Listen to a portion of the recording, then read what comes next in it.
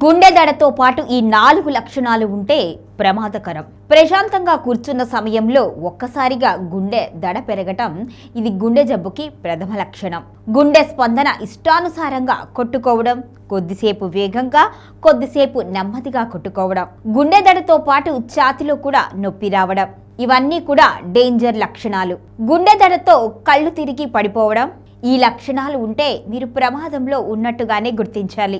గుండెలో దడగా ఉంటే ఈ పరీక్షలు వెంటనే చేయించుకోవాలి. గుండెలో దడ ఎక్కువగా ఉంటే ఆయాసం, అలసట ఎక్కువగా ఉంటుంది, చెమట కూడా ఎక్కువగా పడుతుంది, కళ్ళు తిరిగినట్టుగా ఉంటుంది. ఇలాంటి లక్షణాలు ఉంటే వెంటనే వైద్యుడిని సంప్రదించాలి. ఈసీజీ పరీక్ష చేయించుకుంటే మంచిది.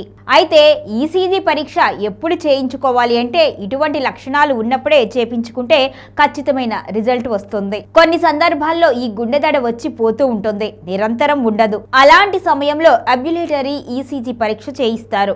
24 గంటలు శరీరానికి గుండెకు చేసే పరికరాలు అమర్చి అబ్జర్వేషన్లో ఉంచుతారు. దీనితో జబ్బు బయటపడుతుంది. Hi everyone, Nenu mi Vedika. Please subscribe to Volgo Health. Don't forget.